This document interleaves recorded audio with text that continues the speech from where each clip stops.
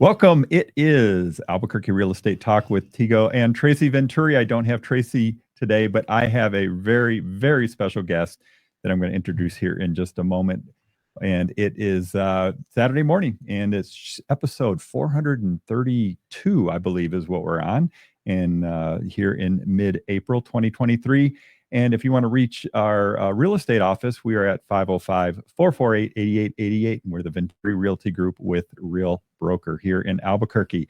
Wow, do I have a special guest? I'm really honored to have you here, Madam Treasurer, Bernalillo County Treasurer Nancy Bearce with the Treasurer's Office. The Treasurer's Office. Yeah, it's you guys reached out to us, so I really appreciate that. It's that time of year. It's tax time for property taxes, and yes.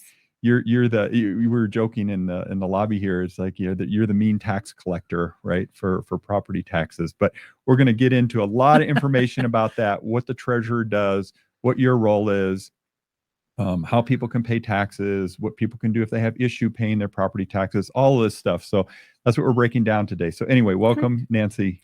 Thank you for having me. Treasurer Bearce, I should say. It'd be more appropriate and more official. That's fine. Yeah. Thank you. So how long have you been county treasurer now? So I am halfway through my second term. Yeah. So 6.5 years now. Wow. Yeah, that's awesome. That's great. And you 2016, I think I saw, was when you came into office? January 1st, 2017. I ran in 2016. 16. Got it. So what inspired you to be the finances person for how did you get into this whole financial world? Well, it really came to me through another elected who said, Nancy, you have a history in public service of fixing departments. And I think we're going to need that with this office. Yeah. And I do. I have a long history since returning back to my home state. Yeah.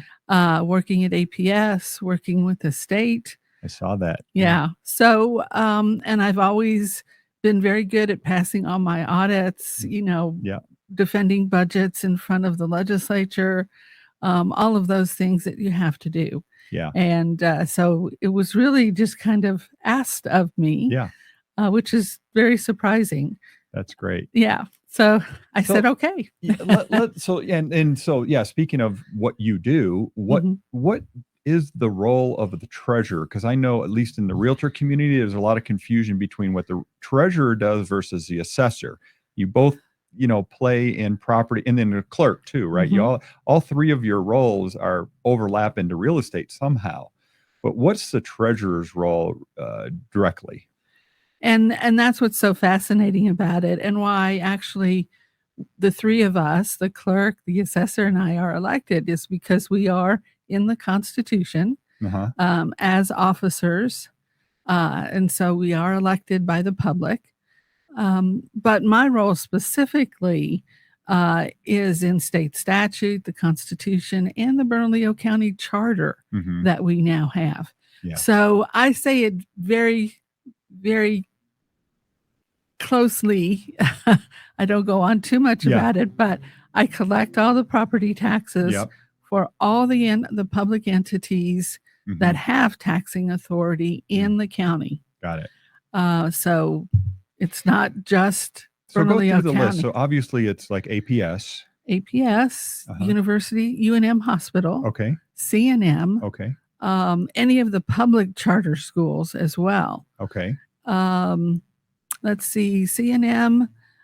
You think also of I think of like AMAFCA and Middle Rio Grande Conservancy District. AMAFCA, the Conservancy District, if you live close to the river. Yeah. But there is one also in the East Mountains. Oh. So there's, the Estancia Soil and Water Conservation District. Okay. And so then you get out there. Well, I mean, so I know the county goes all the way out there. What is that? Mountain Valley Road. Yeah. Yeah. Interesting. Okay. Yeah. And then also some goes back to the state because they also take out bonds. Yeah. And they have to collect public money as well. So your job is to basically collect and manage and distribute the funds of the county. And there's the other piece. The last piece is I'm the banker for the county. I see. So I have that relationship with the bank of opening all the accounts, making sure that the correct people can sign on those accounts. Yeah. As well as the investments. Yeah. So if it was a corporation, you'd be the CFO, basically, or the comptroller or something like that. Would that be fair to say? Well, it's interesting because there's also a deputy director of finance in the county. So I don't do the accounting. I don't pay bills like accounts receivable. I see. Okay. So we strictly limit it to I'm the check and balance to that piece in the county. Okay, this is my big hardball question here. Yes, sir. How's the financial health of Bernalillo County right now? Oh, we look fantastic. The news was late last week or early this week that for our credit rating, we got that and continue to have the AAA rating. Oh, wow. For bonds. That's and great. We've had that, all the years that I've been there. So let me ask you, when you came in, was there some cleanup to be done? There was a little bit of cleanup to be done. Okay. And a little bit of guidance on how things should run. Yeah. So, we really wanted transparency, accountability. Ethics was high on the list. Sure. But for me personally, I knew there was a break in trust between taxpayers, the public, as well as the commissioners. Yeah. And really needed to work on bridging that relationship, letting them know who I was, what I came into the office with and expectations. Yeah. So we could continue to form a really good working relationship because I think that had broken down. Yeah. Well, that's, it's always trust, right? It's trust in every relationship. So, absolutely. Yeah. And I just want to remind people you're listening to Albuquerque Real Estate Talk on KIVA 1600 AM, as well as we play on YouTube and Facebook. We're talking with the Bernalillo County Treasurer, Nancy Bearce. And again, great to have you here, Treasurer Bearce. So how is the funds? So part of your role is protecting the funds that you collect, correct? Yes. Or at least making sure they're safe. So how do you do that? How do you manage the funds, basically? And we call that being a fiduciary. The fiduciary, right. So I work on behalf of protecting that money. I don't make any decisions that would be against that or would give me more money. Yeah. No, that's not the role. So we came up in the office my first year with what I call the 3-bucket strategy with the investments. And it's very much based on everybody's household budget. Usually, first is how much do I need this month to pay my bills? That's your first bucket, right? Your second bucket is how much do I need for the next year? Because we know homeowners insurance, car insurance is often 6 months at a time, right? Just like taxes are. So how much do I need for the year? Right. And then everything else is covered. So that goes into our reserves. I see. Reserves are very much mandated in state law of how much a minimum is that we have to have in reserves in case anything happens. Sure. And that's for any county in New Mexico. And then Bernalillo County on top of that adds another 5% to have. Got it. So how I invest is all in state statute. Yeah. There's probably about 50 pages on investments because we have a lot of things in New Mexico. We have the State Investment Council. Right. We have the state treasurer. But then for me in the county, I have very prescriptive things I can invest in.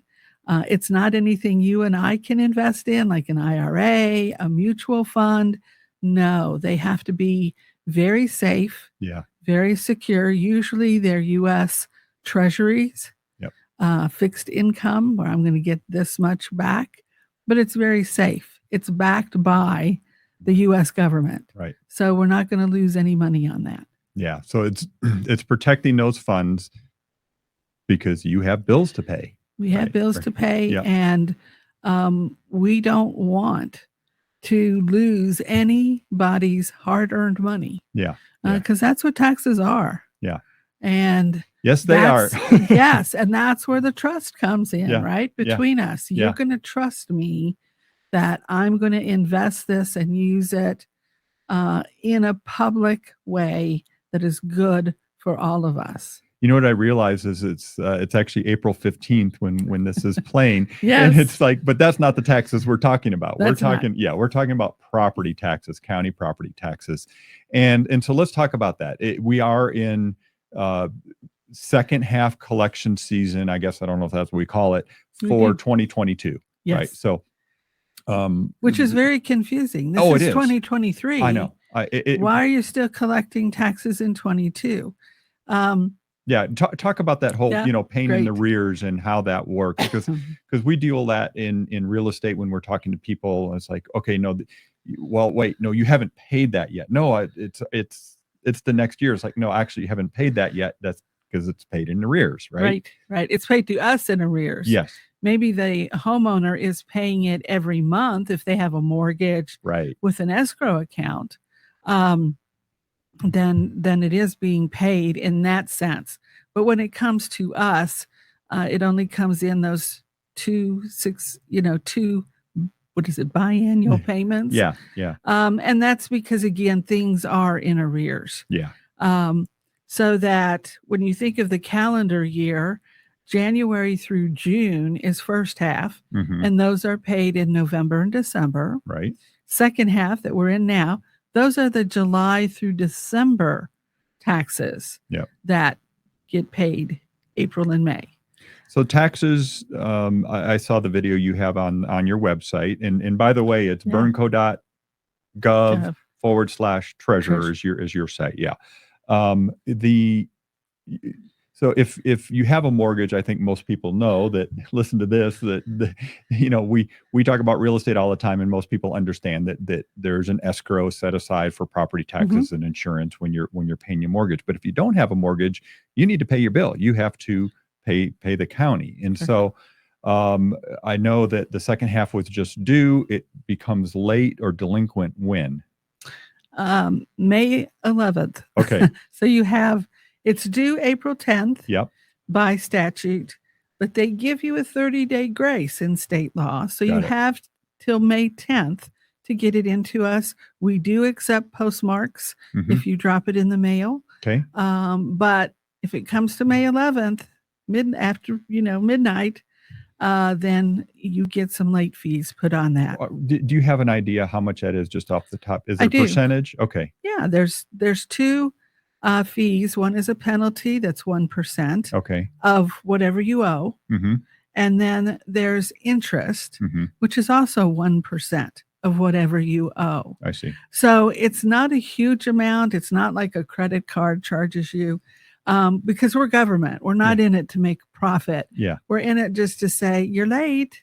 Don't you want to pay us? I have to say, on some land that I own that I forgot to pay, and it wasn't a big dollar amount. I was like, oops, but it's like, oh, that wasn't too bad. It was like $3, right? But because it was a small tax bill, because it was just vacant land, low value vacant land. But and speaking of, we have a lot of vacant land in Bernalillo County that's individually owned, correct? We have some. Yeah. Yeah. Okay. In we're not rural, but yeah. It's not like Sandoval where you have 80,000 individual lots. Right. And we're a smaller area county too, kind of like Los Alamos. Oh, true. Yeah. Compared to like Sandoval, which is sprawling. Yeah. Right? It goes all the way up to San Juan County. Yeah. Over to Santa Fe. Yeah. It's huge. Yeah. It's huge. It's huge. So, okay. So that's how the taxes are in those two biannual payments. Yeah. But when you think of the calendar for taxes, they're just like federal income taxes. They start January 1st and go through December 30th of the year. Right. But remember, and this is where I'll flip to what the assessor does, Yeah. is they have to value properties Mm-hmm. on January 1st. Mm-hmm. Who's the owner? Where's it located? Do I have to go out and look at it again? Maybe somebody's added an addition. Yeah. Whatever that is. So they have to get all that work done. And then April is your notice of value that you get for, okay, how much has my value gone up? What, do I like that? Do I think that's right? Mm-hmm. Should I protest it? Mm-hmm. And then all that takes time if there's protests of the assessor, because they have a protest board. Yep. Usually through August.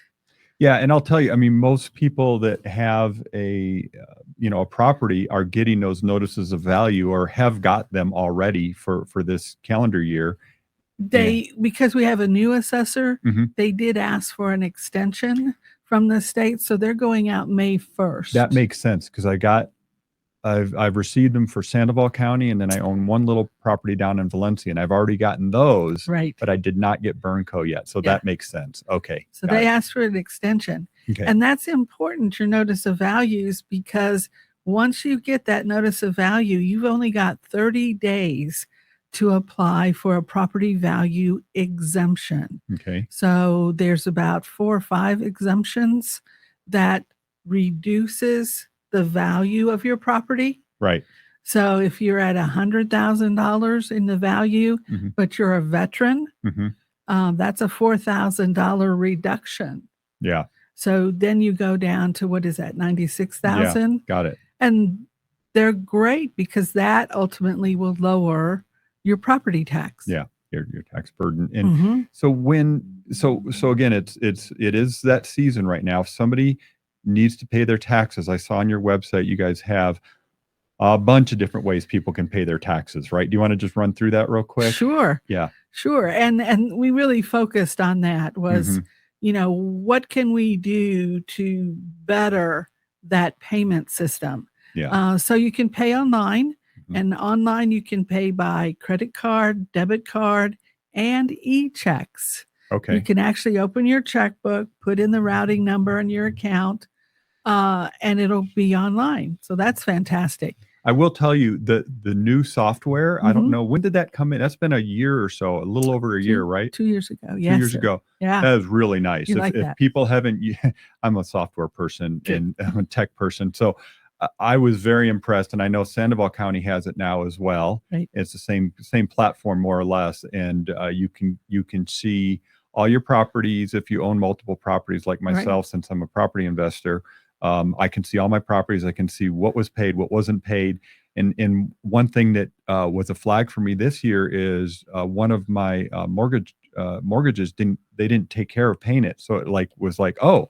Whoops. You guys messed up. So I had to reach out to them. It's because they transferred mortgage servicers and it, just got lost in the shuffle. But yeah, it's a great platform. So that's Thank you. That's good.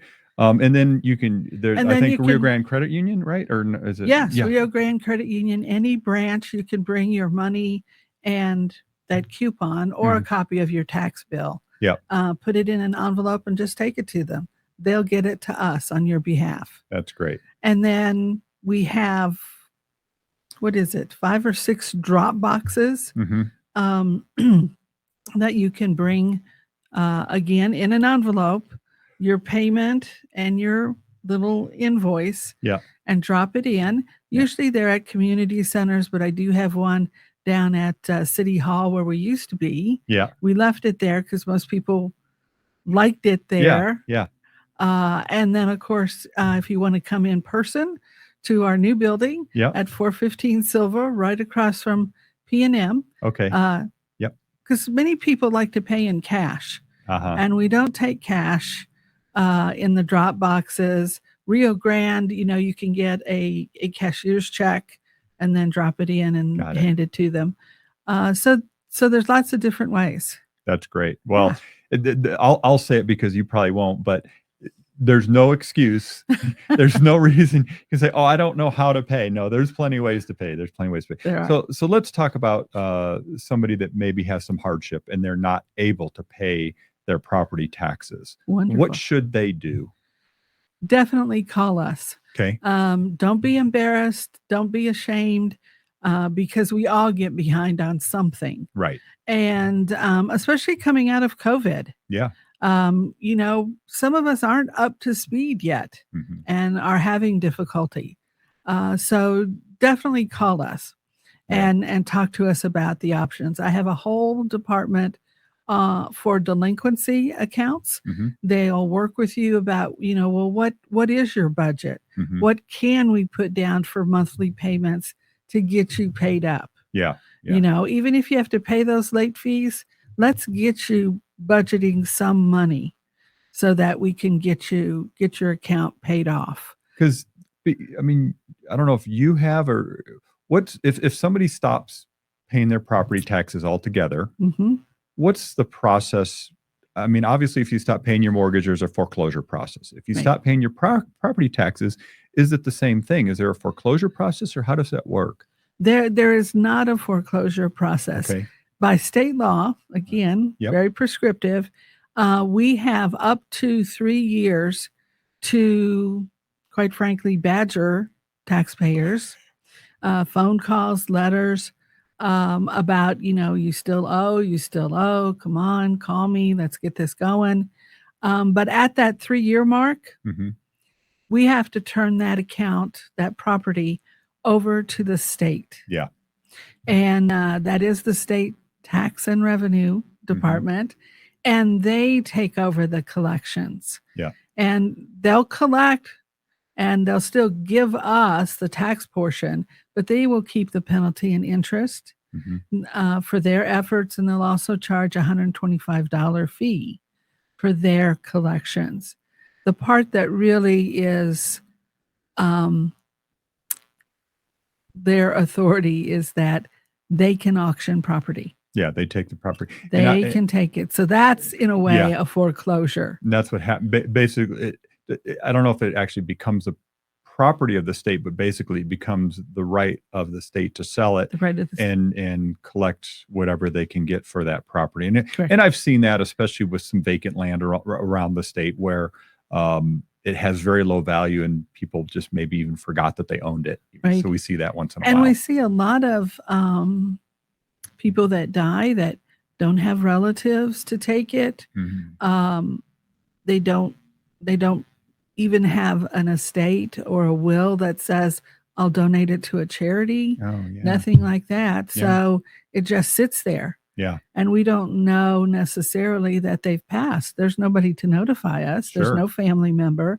So we just have to dig around in the legals and the obituaries a lot of times to find out. Interesting. And that's the assessor again that's trying to locate that owner. Interesting. That's the other thing we have, though, that's really, I really want to talk to people about is, and you started to touch on it, and I was like, I want to say, is those people that don't have mortgages, they've already paid, but they still have to pay taxes. We have a great program for people that are on fixed incomes that just need help. They always used to have a mortgage, and that's how they managed it. Sure. They need help in managing that process. And what we say is, okay, let's divide it out. And especially if you're on a fixed income, you're an elderly person, you're only living on Social Security, maybe a little, IRA money. Sure. But it's called the monthly payment program. Got it. And we take the estimated taxes from your notice of value, spread it out over 10 months.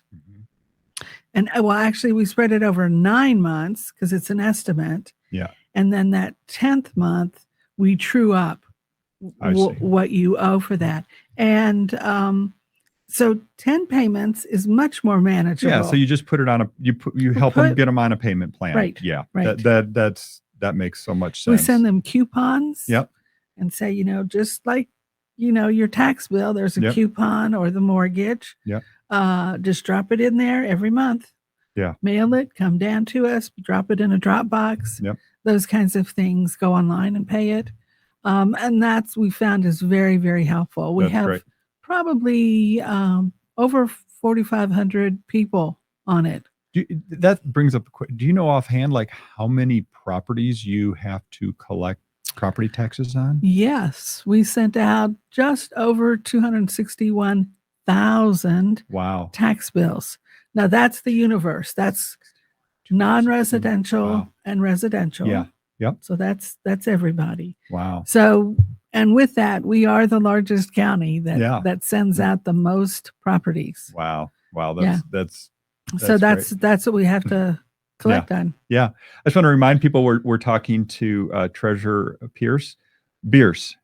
I said it wrong. That's I know. okay. I know. You probably get that a lot. You It's can like say Treasurer Nancy if you want. Treasurer Nancy from Bernalillo County, and glad to have her here. And we're going to wrap up here really quick. I want to talk about scams. And do you?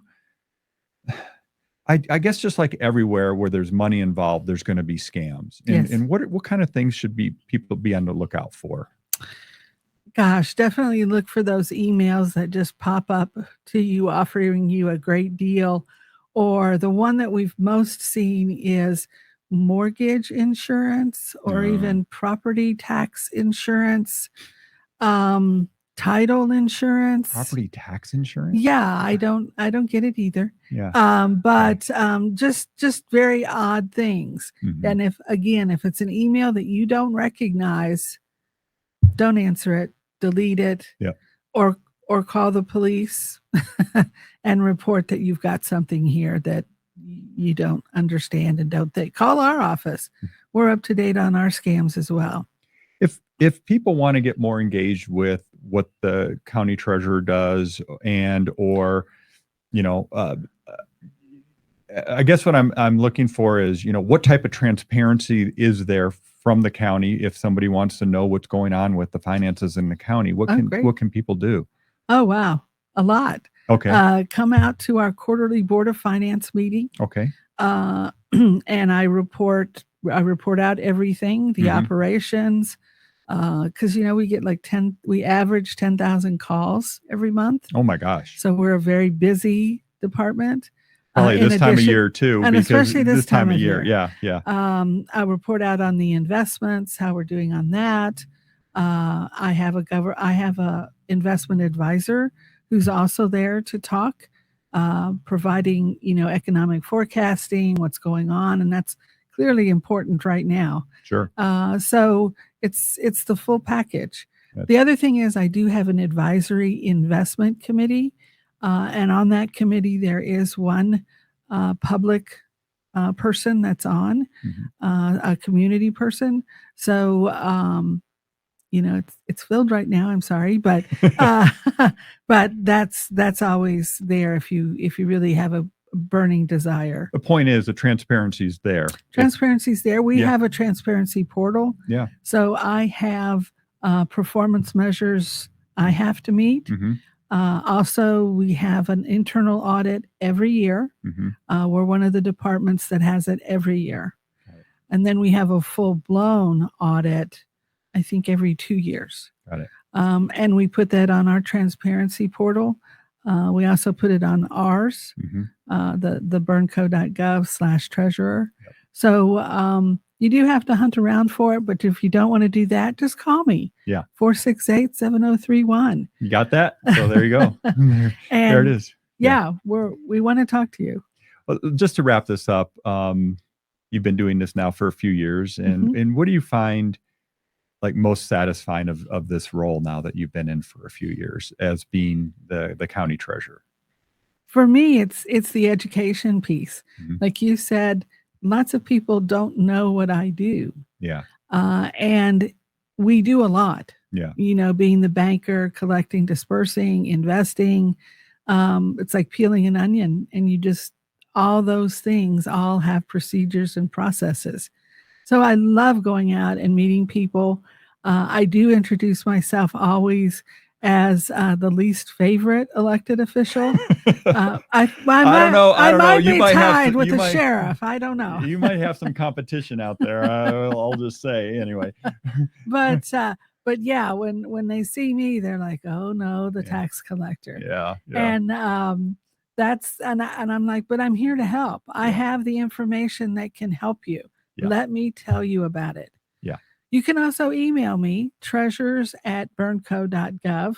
And yes, you will get me when you email me. I answer all the emails. That's great. So engage. That's what I want. Well, I appreciate what you do, and I know, public service is a calling for a lot of people, and because it's probably, well, I think the reality is there's probably more financial rewarding type career paths for some, but we really appreciate what you do, and I really appreciate you reaching out to me and having the opportunity to talk to you about this. Has been super educational for me, and I hope for people listening, what the treasurer does, and I'm sure it's very similar around all counties and in a certain way, especially in the state, right? Because you said it is by state statute a lot of the stuff that you are required to do, correct? Correct. Yeah. Whether you're Lee County or Taos County, Yeah. we all have the same 40 or 50 state statutes that we have to apply equitably to everyone. Again, if somebody wants to get a hold of the Bernalillo County Treasurer, it's bernco.gov/treasurer, and or just Google it. And again, if they want to reach out to you, how can they connect with your office? What's a phone number, I guess, be the best? 505-468-7031. All right. Or email me, treasures@bernco.gov. Treasurer Nancy, thank you so much. I really appreciate it. Thank you so much. Have me back, please. Yeah. Oh, yeah. I'd love to. No, that'd be great. And we only scratched the surface. Really. I know. Well, you know what we could do sometime? It'd be interesting is to get you, the clerk, and the assessor together, and maybe do some sort of event with the realtor community, which I'm very engaged with, because I think it would be super helpful. I'm in. Yeah, great. All right. All right. Thanks, everybody. Have a great weekend.